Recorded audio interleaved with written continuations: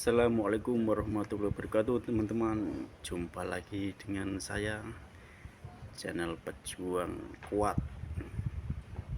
Jadi tema hari ini yaitu saya mau menceritakan pengalaman pribadi ya, teman-teman. Sekarang saat ini saya lagi di pos ronda ya, teman-teman. Di pos ronda di penjagaan. Sekarang pukul 11 lebih, 11 malam lebih. Itu saya mau menceritakan pengalaman pribadi ya, teman-teman. Waktu saya masih di mana itu, di Kalimantan, khususnya di Sampit, jadi Kalimantan Tengah ya, teman-teman. Saat itu saya berada di perkebunan sawit atau pabrik sawit di sana, istilahnya pabriknya lumayan besar, soalnya itu sebenarnya kerjasama antara yang punya tuh Malaysia Indonesia. Jadi langsung saja, jadi waktu itu istilahnya apa itu, pas hari lebaran ya, teman-teman. Biasanya saya itu kalau lebaran itu pulang ya. Kebetulan tahun itu saya tidak pulang cuti, jadi saya tidak cuti. Semua anak-anak kebanyakan banyak yang pulang kalau lebaran itu, mungkin setahun sekali, jadi banyak yang pulang. Saya pun juga biasanya tahun-tahun sebelumnya tuh selalu pulang setahun sekali ya, teman-teman. Waktu itu saya tidak pulang, mungkin ada suatu hal yang tidak bisa diceritakan. Pada waktu itu perumahan itu yang saya tempat itu G10 itu perumahan, jadi berjejer ada 10 unit. Nah, istilahnya 10 baris, jadi 10 pintu lah rumahnya. Kebetulan waktu itu tuh yang gak pulang cuma sedikit ya, jadi hanya saya sama beberapa orang aja, jadi sangat sepi sekali kalau malam hari itu ya, teman-teman, karena tidak terlalu banyak ada orang, karena jarang yang nggak pulang, semua ya hampir berapa persen tuh pulang kalau hari lebaran itu ya, teman-teman. Singkat cerita, sebelah saya pas itu soalnya pas orang kampung. Kalau di sana nyebutnya orang tempatan atau orang asli Kalimantan itu sebutannya orang kampung ya, teman-teman, kalau di sana waktu di tempat saya. Jadi bukan apa tuh merendahkan atau gimana, emang di sana itu kalau manggil orang kampung. Kalau untuk orang tempatan atau orang asli daerah situ ya, rumah di sebelah saya tuh ada anak kecil, jadi punya anak kecil tuh nangis terus ya, teman-teman, tiap malam itu nggak tahu kenapa itu dia tuh sering nangis, kayak semacam nggak normal, jadi nggak kayak sewajarnya anak kecil. Mungkin dia apa itu melihat sesuatu atau diganggu ya, teman-teman. Jadi tiap malam itu nangis sampai larut malam itu betah nangis ya.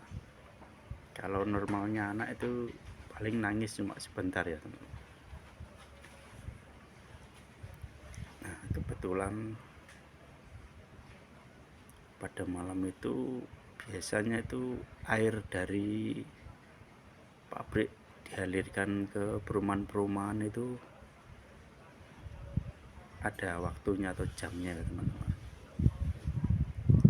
Jadi pas waktunya nyala apa itu dapat aliran air, saya ke belakang ya, teman-teman. saya ke belakang itu nggak sengaja pas buka pintu, tiba-tiba ada seorang nenek-nenek ya teman-teman, atau orang tua. Tiba-tiba orang tua itu dandanannya mirip orang Jawa ya teman-teman, jadi pakai sewek atau jarik, atau yang kayak batik itu teman-teman, sewek atau jarik lah, kalau orang Jawa pasti tahu pakai jarik itu, sewek itu ya. Pakaiannya tuh seperti orang kuno, kayak orang zaman dulu sekali. Waktu itu langsung pas buka pintu mau nyalakan keran, saya itu tiba-tiba itu papasan sama nenek itu. Waktu itu namanya apa tuh, sesama orang di situ, saya itu gak kepikiran apa-apa sama sekali, nggak ada sama sekali kepikiran kalau entah itu orang atau bukan ya teman-teman. Jadi waktu itu saya menyapanya, Bu. Dia itu bukannya menjawab atau senyum atau apa, enggak teman-teman.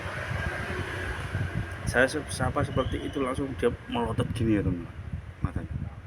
Wah gini, sinis sekali pandangannya, sangat sinis pandangannya. Dek, hati saya jadi kayak gimana kan, papasan gini ya di sini, papasan gini. Nah dia lihat sini gini. Waktu itu langsung saya habis nyalakan keran di belakang rumah, saya toleh langsung ya teman-teman, toleh set. Habis nyalakan set, itu enggak ada, cuma berapa detik atau berapa setengah menit atau berapa menit itu ya, tiba-tiba langsung enggak ada ya teman-teman. Jadi waktu tas saya toleh itu enggak ada orang di situ. Saya berpikir, masa nenek-nenek itu bisa lari sekencang itu ya, bingung saya.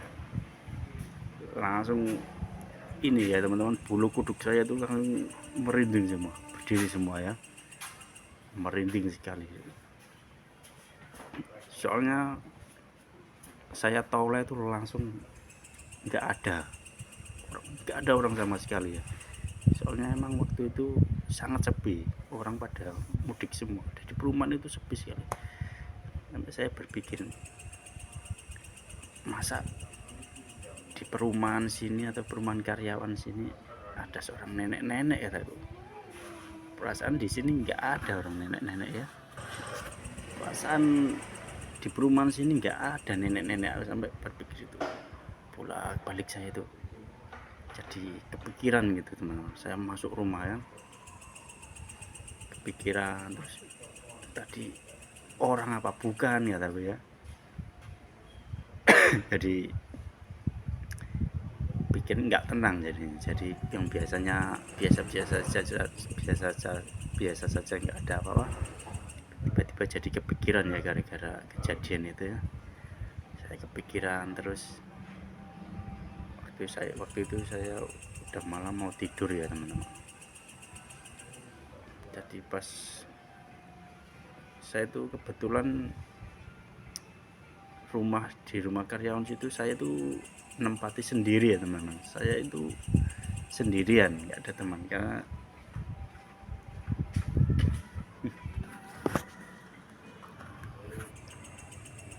jadi di situ tuh sangat sepi sekali ya teman-teman. Udah nggak ada orang waktu itu ya. Saya tuh pikiran saya tuh bercampur-campur karena melihat nenek-nenek tadi ya. Bulu kuduk saya tuh merinding sampai di dalam rumah itu. Akhirnya saya memutuskan untuk tidur saja ya teman-teman. Saya soalnya di situ tempat sendirian, jadi nggak ada temennya di situ. Saya sendirian di rumah itu. Kakak saya ada di rumah sendiri juga, ada nempati rumah sendiri-sendiri. Jadi waktu saya tidur itu ya teman-teman, ya seperti biasanya ya, pas saya tidur mungkin lupa baca doa ya teman-teman. Waktu tidur itu tiba-tiba kayak dari kaki itu kayak naik ke atas gitu, kayak diraba orang dulu sama apa, naik gitu, kayak disentuh orang, kayak dingin kayak. Naik dari kaki sampai naik terus sampai ke perut sampai ke wajah. Jadi wah, kayak apa itu, mulut saya tuh kayak semacam dibungkam gitu. Jadi saya itu susah napas sekali. Wah, saya gini-gini ya, aduh, saya berusaha melek nggak bisa ya teman-teman. Jadi sebenarnya saya tuh udah bangun, cuma nggak bisa melek ya teman-teman. Mungkin istilahnya orang sekarang itu lindian atau tindian itu ya teman-teman, ketindian itu ya teman-teman mungkin. Jadi saya itu nggak bisa gerak ya, nggak bisa melek. Saya berusaha apa, gerak-gerakan kaki saya itu ya, gerak-gerakan sambil berdoa dalam hati ya teman-teman. Terus berjuang seperti itu. Untuk teman-teman kalau yang mengalami seperti itu, jempol itu digerak-gerakkan, diusahakan digerakkan terus ya teman-teman. Tiba-tiba alhamdulillah saya terbangun. Waduh, masya Allah, ini apa ini kata gue ya. Langsung saya itu terbangun itu mungkin karena ke bawah masih ngantuk ya teman-teman. Langsung saya tiba-tiba itu tertidur lagi ya teman-teman, tidur. Nah, jarak berapa menit itu ya teman-teman, terjadi seperti itu lagi ya teman-teman. Tiba-tiba kayak dari kaki naik ke atas sampai langsung ke, wah, mulut itu langsung kayak dibongkar gini ya. Wah, kencang, saya nggak bisa buka mulut, susah buat napas ya teman-teman, susah sekali untuk buat napasnya ya teman-teman. Saya sampai ini apa itu, sampai berusaha sambil berdoa dalam hati, mudah-mudahan bisa bangun-bangun. Saya baca yang sebisanya untuk membaca itu ya teman-teman. Saya baca terus surat-surat yang ada di Al-Quran itu. Alhamdulillah terbangun lagi ya teman-teman. Dan anehnya tuh saya tuh tiba-tiba itu langsung ini apa, langsung terbawa mungkin ngantuk atau kecapean atau gimana teman-teman, langsung tidur lagi teman-teman. Akhirnya kembali seperti itu lagi ya teman-teman, ketiga kalinya tuh langsung kayak dari kaki naik itu juga beberapa gini, langsung wah, mulut lagi kayak mungkin itu yang namanya tindian itu ya teman-teman. Sampai berusaha melek, berusaha untuk bangun tapi tidak bisa ya teman-teman, susah sekali, kayak lengket ini mata ini, nggak bisa dimelekkan, mulut nggak bisa digerakkan, kaki tangan kayak nggak bisa digerakkan. Tapi saya berusaha untuk menggerakkan kaki jempol itu sambil berdoa. Alhamdulillah akhirnya saya berhasil bangun ya teman-teman. Saya sambil ngos-ngosan, waduh kacau ini ya, ini pasti kayak nenek tadi ya teman. Ini cerita saya ini sambil merinding ya teman, kalau teringat itu ya, sambil ini rasanya masih merinding kalau ingat waktu itu ya teman. Akhirnya saya pergi ke dapur ya teman-teman. Saya ngambil garam itu, saya ambil garamnya itu di dapur. Saya bacakan doa semua yang saya hafal, pokoknya yang ada di Quran, macam ayat kursi semua itu saya baca semua ya, Asmaul Husna apa itu saya baca. Lalu saya sembur kan, garamnya itu saya sembur. Itu rumah itu ya, mulai dari ruang tamu, kamar itu semua tabur-taburin garam itu ya teman.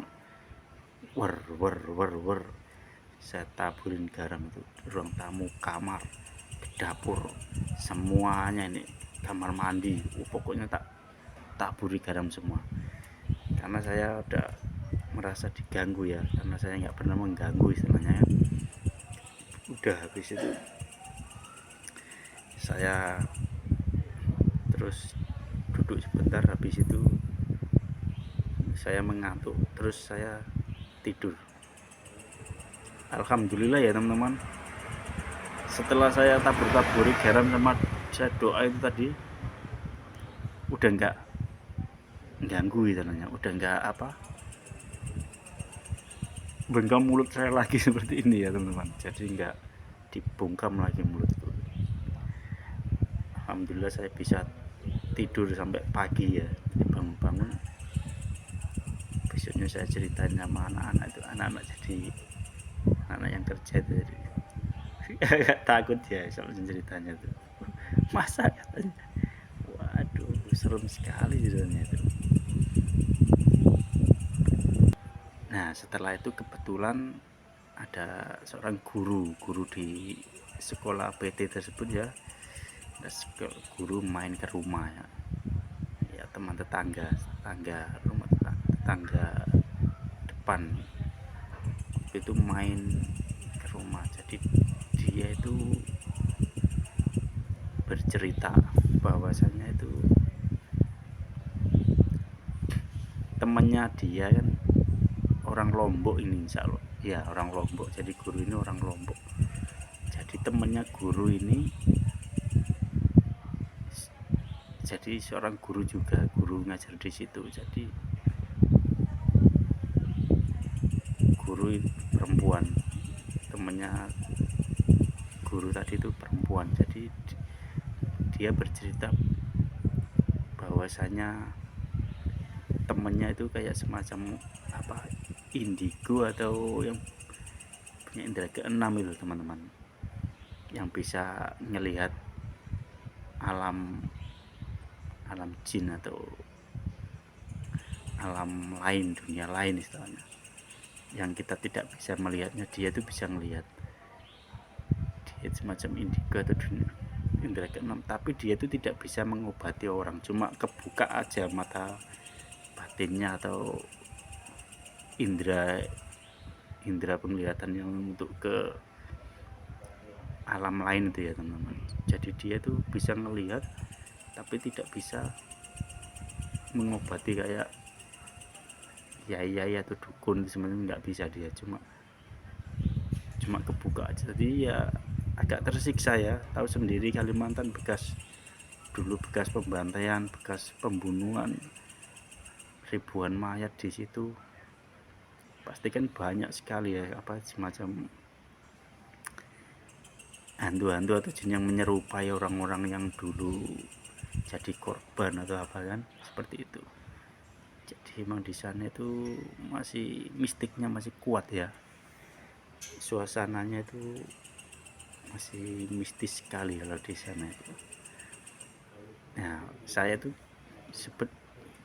nggak nyeritain kalau saya itu pernah ngalami ketemu nenek ini ya, jadi saya sengaja diam. Kalau saya cerita berarti nanti bisa saja saya kerjasama kan sama Pak Guru ini istilahnya. Nah saya biarkan dia cerita. Jadi dia itu kalau bonceng temannya yang guru itu bentar-bentar, waduh itu kuntilanak. Nah, jalan sebentar, nanti malam jalan ke sana, nanti benar lagi ditepuk-tepuk itu yang guru yang laki-laki tadi, teman saya tuh ditepuk-tepuk, itu ada genderuwo. Nah, jadi dia tuh setiap jalan kemana itu susah kalau ngajak guru yang perempuan ini, karena dia itu bisa ngelihat, jadi ngelihat barang yang pokoknya jelek-jelek ya, namanya hantu kan kadang menyerupai yang jelek-jelek itu biar orang takut. nanti jalan sedikit lagi entah ngeliat entah pocong apa itu, dia itu bentar-bentar ngeliatnya seperti itu. Aduh, jadi susah. Jadi yang guru teman saya yang laki-laki itu kalau bepergian apa itu boncengan sama dia itu susah, bentar-bentar itu ditepuk terus dia bisa ngelihat ini itu macam pocong atau apa itu semuanya. Lah kebetulan yang guru perempuan tadi itu pas main ke rumah guru yang laki-laki yang main ke rumah saya tadi itu, nah, dia ngelihat rumah saya sama tetangga saya yang saya ceritakan di awal tadi yang anaknya nangis terus itu ya teman-teman. Di situ kan ada tetangga saya itu yang mepet rumahnya itu nanam tebu. Jadi di depan rumah itu nanam tebu ya teman-teman. Ditanami tebu itu depan rumah itu. Lah kata yang guru yang perempuan tadi itu yang bisa ngelihat alam lain itu, katanya di tempat tebu-tebu itu sarangnya rumahnya kayak atau sarangnya atau rumahnya hantu itu, entah yang nenek ini atau yang saya temuin atau pokoknya entah kuntilanak atau apa itu katanya. Aku bilang, makanya kok anaknya anggap aja namanya Tony atau siapa, Tony, anaknya Tony kok tiap malam kok nangis terus. Ternyata itu emang di situ itu rumahnya. Jadi yang tebu-tebu depan rumah itu mungkin dia merasa keganggu atau gimana kan, mungkin dia tahu, mungkin pas kenapa anak itu kan tiba-tiba keganggu atau gimana, merasa bisa ngelihat makhluk itu, anak tersebut jadinya nangis terus kan, bisa aja ya teman-teman. Akhirnya anak itu diobatin kemana ya, orang pinter ya yang di situ ya, alhamdulillah udah nggak nangis lagi ya. Lah kata saya kan nggak kerja sama, belum cerita sama yang guru laki-laki tersebut kalau saya ditemui apa tuh jin nenek-nenek tadi. Nah kebetulan dia tuh nyebutin katanya yang guru itu yang apa, yang guru perempuan itu cerita sama tetangga saya yang guru itu, katanya ada hantu satu itu yang paling sakti di daerah sini dan di lingkup sini. Dia itu seorang nenek-nenek yang pandangannya sinis ya, jadi pandangannya sinis sekali katanya. Langsung saya tuh dep, dalam hati saya dep,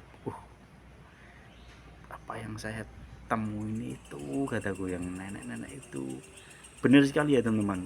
Dia itu pandangannya itu sinis sekali, sambil saya sapa itu nggak ngomong sepatah kata pun, cuma melotot saja gini melihat saya terus berjalan, istilahnya nggak ngomong apa-apa. Kalau emang logikanya manusia itu pasti dia itu jawab atau ngangguk atau entah ada ngomong atau isyarat apa lah itu enggak. Dia cuma melotot memandang saya sinis gitu terus pergi. Lah kata guru yang perempuan tadi itu cerita sama guru, lah guru yang perempuan tadi yang bisa melihat alam lain itu, dia itu waktu di rumah itu katanya itu pernah ngelihat ya, jadi suaminya itu pas tidur itu kayak ditindih, ditumpahi sama terus kayak dicekik gini katanya, sampai megap-megap, seperti itu ya teman-teman. Jadi suaminya itu kayak dicekak-cekak gini ya teman-teman, sampai megap-megap gitu ya. Ya seperti mungkin seperti yang saya alami itu ya teman-teman, apa kayak lindian itu ya, tindian itu ya. Jadi saya sampai berarti seperti yang saya alami seperti itu ya. Cuma dia kan nggak bisa mengobati itu, yang guru yang perempuan itu cuma bisa ngeliat aja. Jadi ternyata kalau pas mungkin orang pas lindin itu kayak emang diganggu sama itu ya teman-teman. Jadi jadi dia ngelihat suaminya itu dicowok kayak cekek gini katanya itu kan. Akhirnya yang guru tadi itu ya bawa baca Al-Quran, baca apa kan, kebetulan kan orang Islam juga ya, jadi baca ayat-ayat apa sih yang penting yang bisa dibaca itu. Akhirnya alhamdulillah bisa dilepasin sama hantunya itu ya memang. Berarti padahal itu saya belum cerita sama Pak Guru tadi yang depan rumah itu, kalau saya pernah ditemuin itu. Kalau saya cerita duluan kan nanti dia bisa nyeting ceritanya, istilahnya bisa ngakali atau gimana apa, oh ini ketemu ini juga yang perempuan, apa guru perempuan tadi ya. Ini saya nggak sama sekali nggak apa itu kerjasama, jadi saya belum cerita kalau saya itu ketemu sama nenek-nenek itu. Nah setelah yang guru laki-laki tadi cerita seperti itu, kejadiannya dari yang kayak tadi itu, baru saya cerita sama guru yang laki-laki tadi. Oh mas, pantesan saya kemarin tuh juga ketemu sama nenek-nenek itu. Iya bener, kalau mandang orang tuh sangat sinis sekali wajahnya. Mungkin juga gara-gara anak kecil tetangga saya itu nangis terus, mungkin gara-gara dia juga mungkin. Jadi emang dia tuh pandangannya sangat sinis, mengerikan pokoknya. Wajahnya menakutkan kalau nonton orang. Dia dandanannya seperti perempuan atau nenek yang kuno, jadi kayak orang dahulu, pakai jari, terus bajunya kayak orang, pokoknya masih kayak dandanan orang kuno ya teman-teman. Baru setelah itu udah selesai ceritanya itu ya, saya baru paham, oh ternyata orang yang guru yang ditindih cek ya mungkin sama seperti yang saya alami ya teman-teman. Saya sampai 3 kali ya, gara-gara lupa doa itu, sampai waktu bangun langsung ketiduran lagi, bangun ketiduran lagi lah itu. Yang ketiganya saya doa, saya bacakan doa yang saya hafal, terus saya tabur-taburkan ke rumah. Alhamdulillah saya bisa tidur kembali. Ya seperti itu ya teman-teman, ini kisah nyata, kisah kejadian yang saya alami sendiri ya teman-teman. Yang waktu itu saya masih kerja di sawit di Kalimantan Tengah, Sambit sana ya teman-teman. Mungkin untuk teman-teman yang punya cerita menarik atau mengalami kejadian-kejadian, bisa saling berbagi atau yang mau dibacakan, silakan komen atau kirim, nanti bisa lewat WA atau apa, bisa saya bacakan di channel ini ya teman-teman. Mudah-mudahan channel ini cukup menghibur buat teman-teman yang suka cerita misteri. Jangan lupa untuk subscribe channel ini, Pejuang Kuat. Jadi channel ini ada sejarahnya ya teman-teman. Mudah-mudahan teman-teman terhibur. Cukup sekian, lain waktu bisa kita sambung lagi untuk cerita-cerita berikutnya ya teman-teman. Mudah-mudahan teman-teman tidak bosan untuk nonton channel ini. Wassalamualaikum warahmatullahi wabarakatuh.